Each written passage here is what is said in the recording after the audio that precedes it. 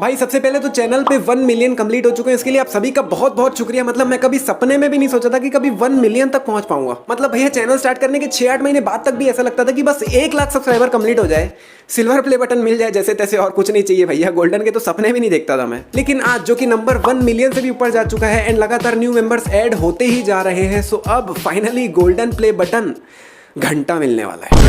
नहीं मतलब आपको याद ही होगा कुछ समय पहले चैनल पे एक स्ट्राइक आई थी सेलोमोन भोई की कृपा से। और अगर आपको नहीं पता तो मैं आपको बता दूं कि अगर आपके चैनल पे एक भी स्ट्राइक है तो यूट्यूब आपको अवार्ड नहीं देता है जब तक स्ट्राइक 0 नहीं हो जाते। मतलब जिस दिन चैनल पे 1 मिलियन कंप्लीट हुए हैं, लिटरली उसके 2 दिन पहले स्ट्राइक आया है मेरे को। मतलब इतनी घटिया किस्मत हो सकती है किसी की। एंड बाय द वे अब जो कि चैनल पे 1 मिलियन हो ही गए हैं, so now it's time for face reveal. अभी मजा आएगा ना भिड़ो। In the count of 3, 2, 1।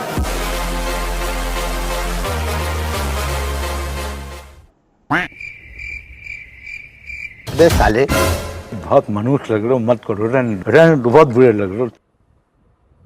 Cut कर देना प्लीज इसे। अबे कौन है बे तू? अरे भाई मैं मिस्टेक काउंटर। चल झूठा। अरे सच्ची में मैं मिस्टेक काउंटर हूँ। एक मिनट, आपको यकीन नहीं हो रहा मैं मिस्टेक काउंटर हूँ? नहीं। चलो कोई नहीं, अब मैं आपको यकीन दिला देता हूँ कि मैं ही हूँ मिस्टेक काउंटर। तो अब जो मैं यहाँ पे करने जा रहा हूँ, सबसे पहले तो please don't try this at home और एनीवेयर एल्स। प्लीज़ इसे आप ट्राई मत कीजिएगा, ये बहुत ही खतरनाक हो सकता है। और अभी यहाँ पे मैं जो करने जा रहा हूँ वो सभी तरह के सेफ्टी मेजरमेंट को ध्यान में रख के किया जाने वाला है। मतलब अभी मैं जो करने जा रहा हूँ वो मतलब पूरे मिस्टेक काउंटर की जो एंटायर टीम है, एक इंसान की, मतलब मैं जो करने जा रहा हूँ वो टीम की देख रेख में किया जाने वाला है, एक इंसान की। मतलब सच्ची बताऊं तो थोड़ा बहुत डर तो मुझे भी लग रहा है, लेकिन अब मुझे आपको यकीन दिलाना ही है कि मैं ही मिस्टेक काउंटर, तो मैं ये करके रहूँगा। भगवान जी आशीर्वाद बनाए रखिए और शक्ति दीजिए ताकि मैं अपने व्यूअर्स को यकीन दिला सकूं और बहुत अच्छी तरीके से वो स्टंट करके इनको दिखा सकूं। शक्ति दीजिए भगवान जी।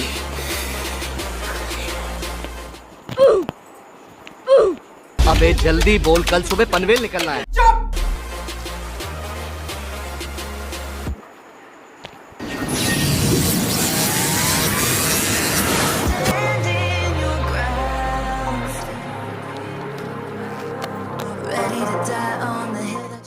गायब हो गया।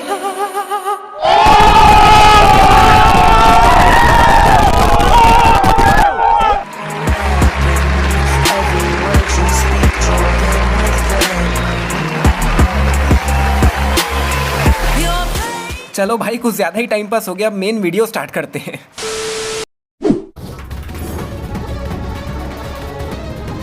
तो कृष्णा की दादी ने एक नया घर बनवाया है और एक बार आप इस घर की खिड़कियों में जरा गौर फरमाइए। नहीं मतलब इतनी खुली खिड़कियां कौन बनवाता है भाई? मतलब इन खिड़कियों में लिटरली कोई दरवाजा भी नहीं लगा हुआ है जिसे ये लोग रात में बंद कर सके। इस सीन में कैमरा स्लोली ऊपर जाते वक्त कंपोज पे फोकस होना चाहिए था और बाकी सब ब्लर होना चाहिए था, बट द ओपी कैमरामैन ने कंपोज को ही ब्लर कर दिया और बाकी सब कुछ फोकस में रखा है। मतलब वाह। ग्लास दादी, ये चिंटू है ना, ये चिंटू ने ग्लास गिरा दिया। नहीं मतलब ऐसा नहीं बोल सकता था कि दादी वो टेबल में ग्लास रख रहा था, गलती से गिर गया, it's not a big deal, it's just a mistake found by mistake counter. अबे साले अभी ये दोनों यहाँ से नीचे गिर रहे होते हैं और कृष्णा इस टहनी को पकड़ लेता है और इस टहनी के जस्ट नीचे यहाँ पर एक और टहनी लगी हुई है। लेकिन अगले 15 से 20 सेकंड बाद ही जब कृष्णा प्रिया को नीचे फेंक देता है तो भैया नीचे से टहनी गायब हो गई। और कृष्णा जब पहले टहनी से लटका था तब टहनी कुछ ऐसी दिख रही थी, लेकिन 15-20 सेकंड बाद तो भैया टहनी चेंज हो जाती है। अभी प्रिया के जस्ट बगल में ये पीली टी शर्ट आके खड़ी हो जाती है, लेकिन अगले ही पल दूसरे एंगल से देखने पे भैया वहां पर है प्रिया और यहाँ इतनी दूर खड़ी है ये पीली टी शर्ट। अभी प्रिया ने कैमरे को दोनों हाथों से पकड़ रखा है, लेकिन अगले ही पल दूसरे एंगल से देखने पे लेफ्ट हैंड तो है ही नहीं भाई। अभी और सुनिए। और अगले ही पल लेफ्ट हैंड वापस आ गया। यहाँ पर ये दोनों बंद कंप्यूटर्स में कर क्या रहे वो सोच रहा हूँ मैं। और इसकी बॉस का जो लैपटॉप है वो भी बंद है, तो भैया लैपटॉप को खोल के भी क्यों रखे, उसको भी बंद ही कर दो ना। मैंने जब पहली बार पिक्चर देखी थी तब से मैं ये सोचते आ रहा हूँ कि ये जो कांच की ये चीज है भाई ये हवा में कैसे उड़ रही है यार। मतलब ना नीचे कुछ है ना ऊपर किसी चीज से लटक रहा है, तो मतलब कैसे भाई। और उस समय मैं लिटरली ये सोचता था कि अगर मैं इस चीज पे बैठ जाऊं तो क्या ये मेरे वजन को भी संभाल लेगी, मैं भी हवा में उड़ने लग जाऊंगा कि मतलब, या फिर ये नीचे गिर जाएगा। बाय द वे उस समय मैं सिर्फ 6 साल का था और उस समय यही सब चलता था दिमाग में। यार लिटरली पीछे इतनी जगह खाली पड़ी है, वहां कहीं पार कर दे गाड़ी को, मतलब यहीं पे क्यों घुसानी गाड़ी। अभी यहाँ पे 3 कारें किस पोजीशन में रखी हुई है भैया ध्यान से देख लो, लेकिन अगले ही पल दूसरे एंगल से देखने पे तीनों कार गायब हो गई और पीछे एक अलग ही वैन आ जाती है जो कि पहले थी नहीं। अभी कृष्णा के बगल में येलो टी शर्ट में आंटी चलते हुए आ रही है, लेकिन अगले ही पल वो कृष्णा के बगल से गायब हो जाती है और लिटरली कृष्णा के आसपास कहीं पे भी नहीं, लेकिन अगले ही पल आंटी बगल में प्रकट हो गई। इमेजिन। मतलब कैमरा किधर है और ये देख किधर रही है? वाह। हमारे नए शो का नाम। मतलब लिटरली इसने अभी तक कृष्णा से बात ही नहीं की, उसको बताया ही नहीं है और पूरा का पूरा एक शो ही खड़ा कर दिया और इतना बड़ा सेट भी लगवा दिया। मतलब वाह, गट्स होने चाहिए भाई। अभी इस माउस के पीछे एक बच्चा खड़ा हुआ है जो कि भैया अगले ही पल गायब हो गया। अब क्या हर बार मैं गायब हो गया करके थोड़ी गाते रहूंगा भाई? हाँ बाबा, फिर मैंने सोचा अगर तुम शूटिंग देख सकते हो तो कर भी तो सकते हो ना। हैं क्या? अगर तुम शूटिंग देख सकते हो तो कर भी तो सकते हो ना। कोई सेंस है इस बात की? नहीं, लिटरली ये क्या बात हुई? अगर तुम शूटिंग देख सकते हो तो कर भी तो सकते हो। मतलब अगर मैं किसी को स्विमिंग करते हुए देख लूंगा तो क्या मेरे को स्विमिंग करनी आ जाएगी? मतलब वाह। मतलब जनरली लोग चॉकलेट या चिंगम वगैरह रखते हैं खाने के लिए और ये विक्स की गोली रखी है। मतलब वाह। यहाँ पर कृष्णन कृष्णा के झुकने से पहले ही झुक गया था, लेकिन अगले ही पल वो वापस से आगे आके झुक रहा है और अभी एकदम से इधर आके कुछ बोलने की जगह कैमरे को देखना चालू कर देता है और लिटरली इसकी शक्ल देख के फट रही है मेरी। और अभी प्रिया ने कैमरा पकड़ रखा है, लेकिन जैसे ही कृष्णा उसे खींच कर ले जाता है तब उसके पास से कैमरा गायब हो जाता है और कुछ समय बाद वापस भी आ जाता है। और कृष्णा भी बाइक के ऊपर खड़ा हुआ है, लेकिन वही जब हम इसे सामने के एंगल से देखते हैं तो देखो भाई, कृष्णा बाइक के ऊपर नहीं खड़ा हुआ, बाइक के साइड में खड़ा हुआ है। यहाँ पे कैमरा फिर से गायब हो गया। यहाँ पर कृष्णा अपना राइट हैंड आगे कर रहा है मास्क उठाने के लिए, लेकिन ये तो लेफ्ट हैंड है भाई। मतलब कृष्ण इसे ऐसे ही फेंक दिया, मतलब कोई इज्जत ही नहीं है। यहाँ पे बॉस जो हिंदी में कह रही है ना, मेरे को नहीं लगता कि इसे कुछ समझ आ भी रहे। मैंने सोचा कि तुम ही क्रिश हो और अपनी किडनैपिंग खुद प्लान की। नकली गुंडों की जगह असली गुंडे आ गए।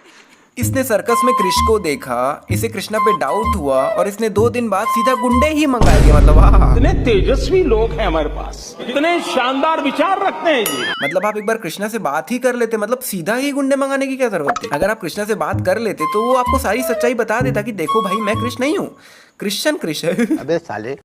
एंड बाय द वे, अब मैं इंस्टाग्राम में कुछ बिहाइंड द सीन्स एंड काफी कुछ डालने वाला हूँ। एंड थर्ड चैनल जो मैंने बनाया था, पता नहीं आपको याद भी है कि नहीं, उसके लिए तो मेरे पास लिटरली लिस्ट पड़ी हुई कि क्या क्या आप डालना है, उसमें भी काफी कुछ आने वाला है। सो प्लीज चेक आउट, और हो सके तो प्लीज ट्विटर को भी थोड़ा चेकआउट कर लो यार। लेकिन तुमने उन्हें जवाब क्यों नहीं दिया? क्यों चुपचाप उस लड़कों से मार खाते रहे? नहीं, लिटरली में भाई थोड़ा बहुत तो मार ही सकता था। मतलब अगर कोई इंसान कृष्ण नहीं है तो इसका ये मतलब थोड़ी कि बिल्कुल ताकत ही नहीं है उसके अंदर। अभी प्रिया के जस्ट सामने ये लेस का पैकेट पड़ा हुआ है, लेकिन दूसरे एंगल से देखने पे लेस का पैकेट काफी ज्यादा दूर है। और अभी प्रिया टीवी में कृष्णा के जो गांव वाला फुटेज है वो देख रही है और एकदम से 10 सेकंड बाद सीधा सर्कस में जो ब्लास्ट होता है वो वाला फुटेज आ जाता है। लेकिन एक मिनट भाई, बीच के जो वीडियोस है, बीच के जो फुटेज है वो कहाँ गए? नहीं चले, एक बार बाकी सब फुटेजेस को हटाओ। प्रिया ने सर्कस के अंदर कितनी सारी रिकॉर्डिंग की थी, कृष्णा की भी कितनी रिकॉर्डिंग्स की थी, तो वो सब कहाँ है भाई? अभी इन दोनों के बीच में बिल्कुल भी गैप नहीं है, लेकिन वही दूसरे एंगल से देखने पे काफी ज्यादा गैप आ जाता है भाई।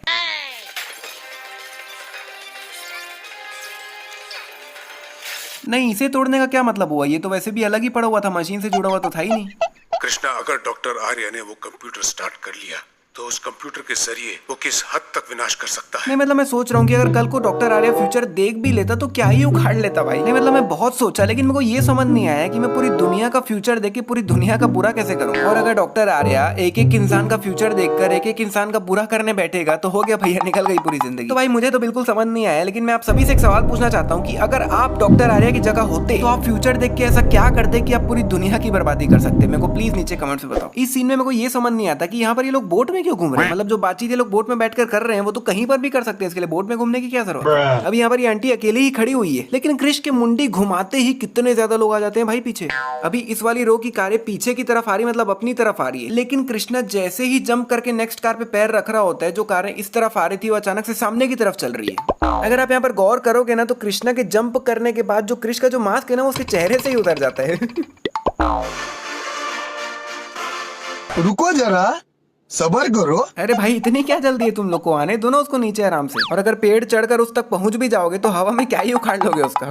यहाँ पर कृष्णा के जैकेट में जो चेन है वो लिटरली जैकेट से पूरा अलग हो चुका है। अब यहाँ पर एक गार्ड खड़ा हुआ है जो कि अगले ही पल गायब हो गया।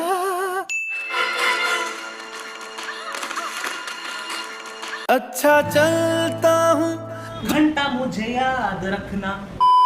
नहीं मतलब क्या यहाँ पे मजाक चल रहा है क्या भाई? मतलब क्या मतलब प्रिया ने इसको हल्का सा धक्का दिया और ये हम तो उड़ गए बोल के निकल गया। वाह।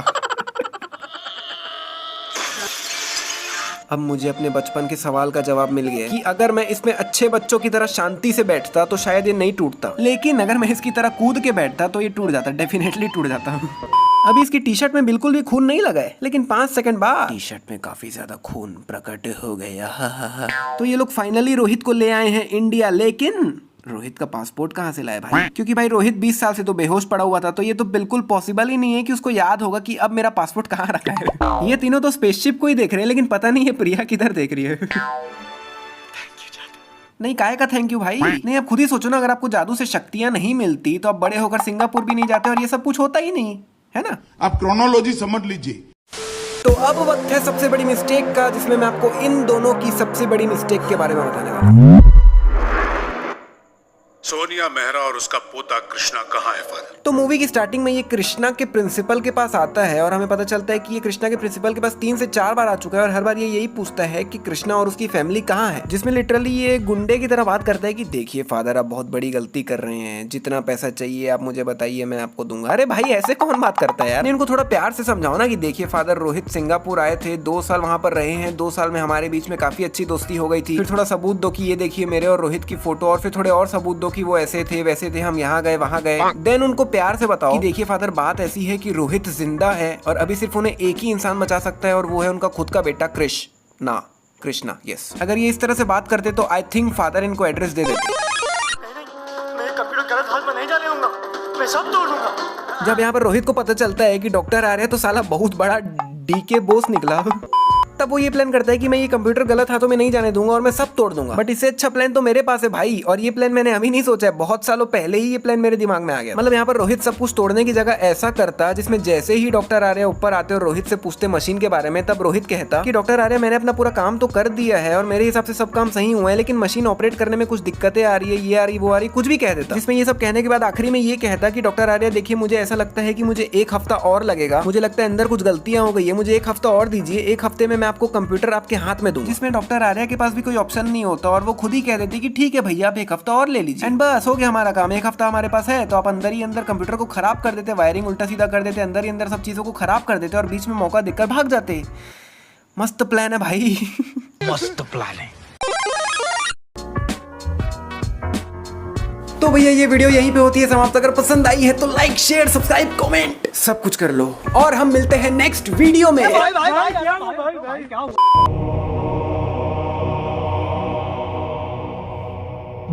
फाइनली वीडियो की शूटिंग कंप्लीट हुई।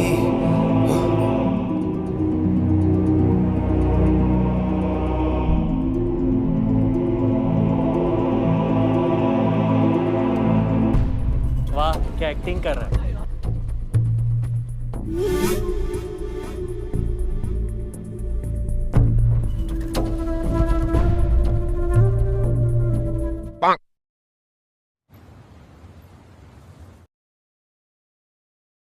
हम तो